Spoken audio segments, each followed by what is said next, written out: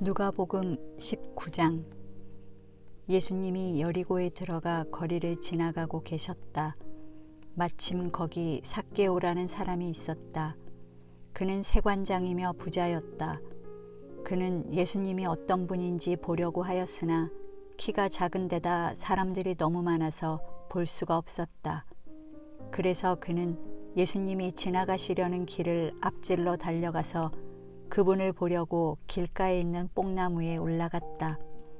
예수님이 그곳에 이르러 그를 쳐다보시며 삭개오야 어서 내려오너라. 오늘 내가 내 집에 머물러야겠다 하고 말씀하시자 삭개오는 급히 내려와 기뻐하며 예수님을 영접하였다. 사람들은 이것을 보고 저분이 죄인의 집에 들어가 대접을 받다니 하며 모두 수군거렸다. 삭개오는 일어서서 주님께 이렇게 말하였다. 주님, 제 재산의 절반을 가난한 사람들에게 나누어 주겠습니다. 그리고 제가 남의 것을 속여 뺏은 것이 있으면 4배로 갚겠습니다. 그러자 예수님이 삭개오에게 말씀하셨다. 오늘 이 집에 구원이 찾아왔다. 이 사람도 아브라함의 자손이기 때문이다. 나는 잃어버린 사람들을 찾아 구원하러 왔다. 예수님이 예루살렘 가까이 오셨고 또 사람들은 하나님의 나라가 곧 나타날 것으로 생각하고 있었기 때문에 예수님은 그들이 이 말씀을 듣고 있을 때 비유를 들어 다시 말씀하셨다. 어떤 귀족이 왕위를 받아오려고 먼 나라로 가게 되었다. 그래서 그는 10명의 종을 불러 한 문화씩 나누어 주면서 내가 돌아올 때까지 이 돈으로 장사를 하라 하였다. 그러나 그의 백성은 그를 미워하여 대표단을 뒤따라 보내 우리는 이 사람이 우리 왕이 되는 것을 원하지 않습니다 하였다. 그 귀족은 왕위를 받아가지고 돌아와서 돈을 맡긴 종들이 장사를 어떻게 했는지 알아보려고 그들을 불렀다. 그러자 첫 번째 종이 와서 주인님, 저는 한 문화로 10문화를 벌었습니다 하고 말하였다. 그래서 주인이 그에게 잘하였다 착한 종아, 내가 아주 작은 일에 충실하였으니 내게 10도시를 다스리는 권한을 주겠다 하였다.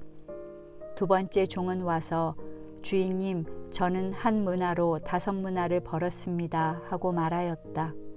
그래서 주인은 그에게도 내게 5도시를 다스리는 권한을 주겠다 하였다.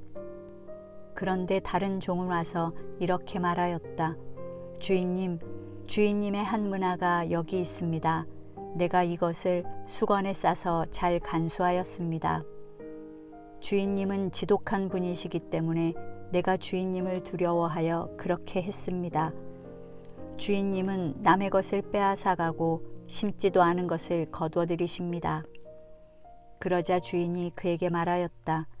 이 악한 종아, 내가 내 말로 너를 판단한다. 너는 내가 남의 것이나 빼앗고 심지도 않은 것을 거두어들이는 지독한 사람인 줄로 알았느냐?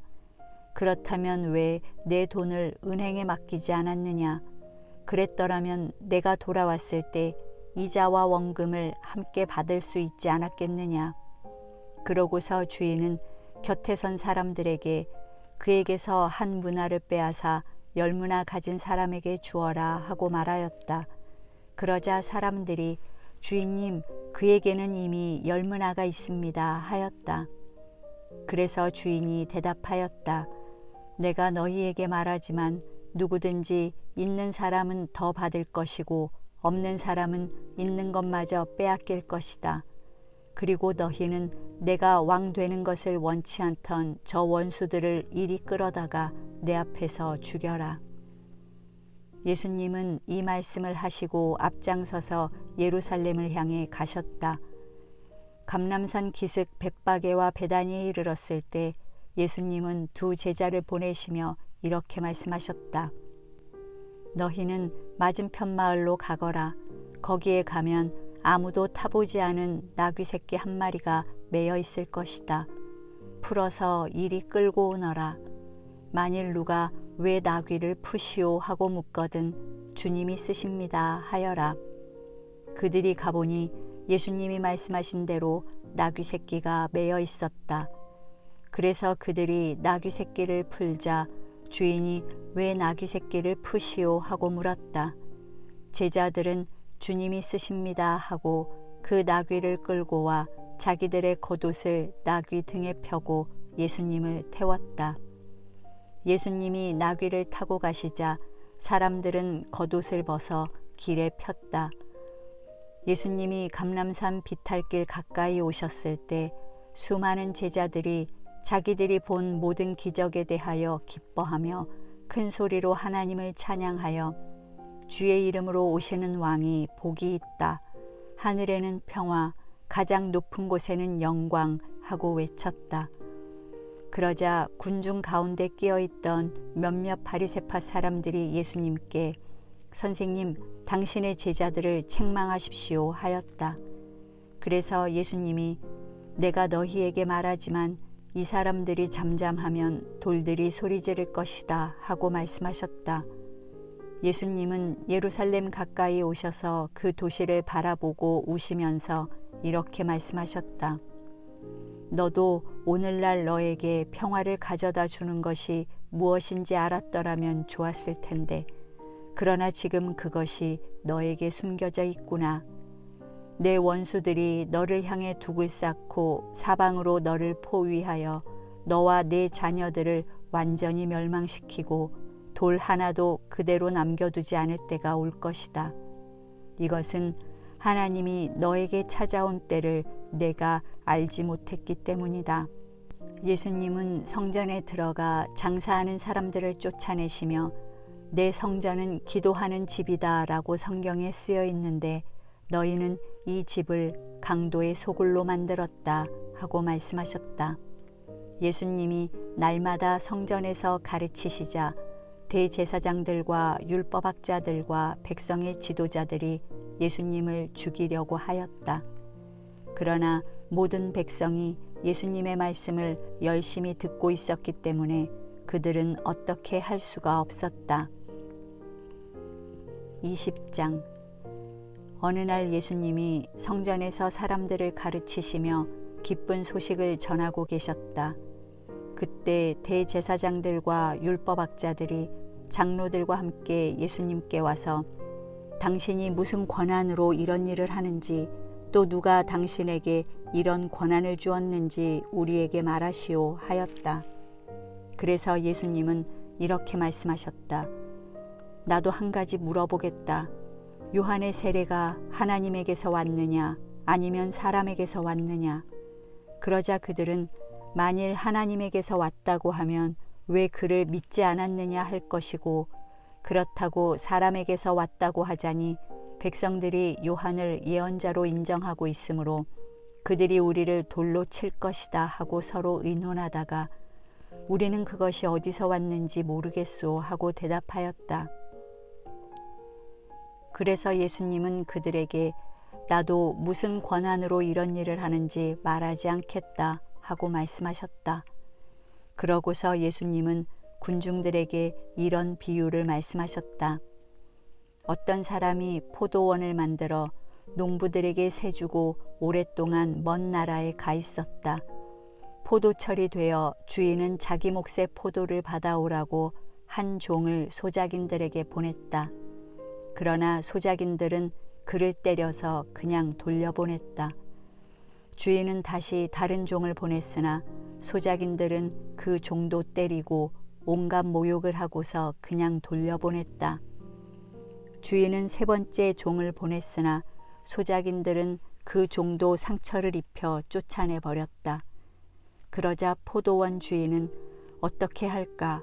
내 사랑하는 아들을 보내야지. 아마 그들이 내 아들은 존경하겠지 하였으나 소작이는 그를 보자 이 사람은 상속자이다. 자 죽여버리자. 그러면 그의 유산이 우리 것이 될 것이다 하고 서로 의논한 후 그를 포도원 밖으로 끌어내 죽였다.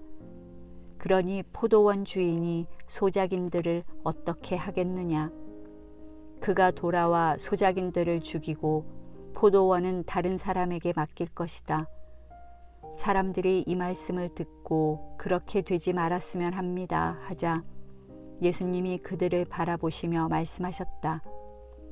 그러면 건축자들이 버린 돌이 집 모퉁이의 머릿돌이 되었다라고 기록된 성경 말씀이 무슨 뜻이냐?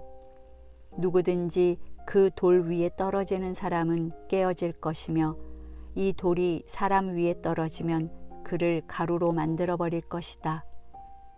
율법학자들과 대제사장들은 이 비유가 자기들을 가리켜 한 말인 줄 알고 즉시 예수님을 잡으려고 했으나 사람들이 두려워 잡지 못하였다. 그래서 그들은 예수님을 세심하게 지켜보다가 첩자들을 보내 의로운 채 하며 어떻게 해서든지 예수님이 하는 말에서 구실을 찾아 그를 총독의 권한에 넘기려고 하였다. 첩자들이 예수님께 선생님, 우리는 선생님이 옳은 것을 말하고 가르치며 사람의 겉모양을 보지 않으시고 진리대로 하나님의 교훈을 가르치는 것으로 알고 있습니다. 우리가 로마 황제에게 세금을 바치는 것이 옳습니까? 옳지 않습니까? 하고 묻자 예수님은 그들의 간교함을 아시고 데나리온 하나를 가져오너라. 이 돈에 누구의 초상과 이름이 새겨져 있느냐 하고 되물으셨다. 그들이 황제의 것입니다 하고 대답하자 예수님이 황제의 것은 황제에게 하나님의 것은 하나님께 바쳐라 하고 말씀하셨다. 그들은 사람들 앞에서 예수님의 말씀을 책잡기는커녕 예수님의 대답에 놀라 말문이 막히고 말았다. 부활이 없다고 주장하는 몇몇 사두개파 사람들이 예수님께 와서 물었다. 선생님, 모세의 법에는 형이 자식 없이 아내를 두고 죽으면 그의 동생이 형수와 결혼하여 형의 대를 이어야 한다고 했습니다. 그런데 7 형제가 있었습니다. 마지 결혼하여 살다가 자식 없이 죽고 둘째와 셋째도 형수와 살았으며 7이 다 그렇게 하여 자식 없이 죽었고 마침내 그 여자도 죽었습니다. 이렇게 7 형제가 모두 한 여자와 살았으니 부할 때 그 여자는 누구의 아내가 되겠습니까? 그래서 예수님은 그들에게 이렇게 대답하셨다. 이 세상 사람들은 장가도 가고 시집도 간다. 그러나 죽었다가 다시 부활하여 하늘나라에서 살 자격이 인정된 사람들은 장가도 시집도 가지 않는다. 그들은 천사들과 같아서 다시 죽을 수도 없다. 그들은 부활한 자들이므로 하나님의 자녀들이다. 죽은 사람들의 부활에 대해서는 모세도 떨기나무 기사에서 주를 아브라함의 하나님, 이삭의 하나님, 야곱의 하나님이라고 하였다. 하나님은 죽은 사람들의 하나님이 아니라 살아있는 사람들의 하나님이시다. 하나님이 보시기에는 모든 사람이 살아있는 것이다. 그때 율법학자 몇 사람이 선생님 옳은 말씀입니다 하고 말하자 그 사두개파 사람들은 예수님께 감히 더 이상 묻지 못하였다. 예수님은 그들에게 다시 말씀하셨다.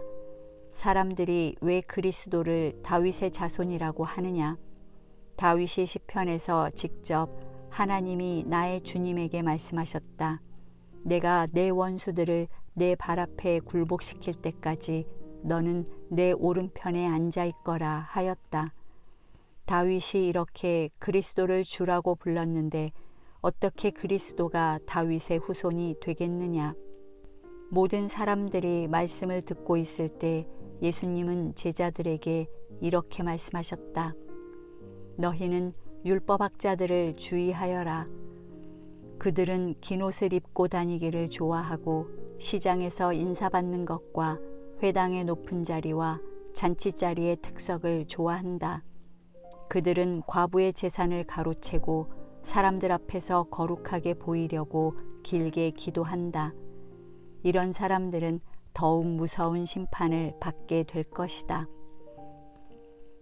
21장. 예수님은 부자들이 헌금하는 것과 가난한 과부가 렙돈 2푼을 넣는 것을 보시고 이렇게 말씀하셨다. 내가 분명히 말하지만 이 가난한 과부가 다른 모든 사람보다 더 많이 헌금하였다. 그들은 모두 넉넉한 데서 헌금하였으나 이 과부는 가난한 중에서도 자기 생활비 전부를 바쳤다. 몇몇 제자들이 아름다운 돌과 예물로 화려하게 꾸며진 성전을 보고 감탄하자 예수님이 그들에게 말씀하셨다.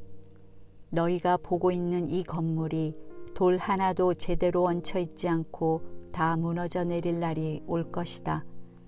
그들이 예수님께 선생님, 언제 이런 일이 일어나겠습니까? 또 이런 일이 일어나려고 할 때 어떤 징조가 있겠습니까? 하고 물었다. 그래서 예수님은 이렇게 대답하셨다. 너희는 아무에게도 속지 않도록 주의하라.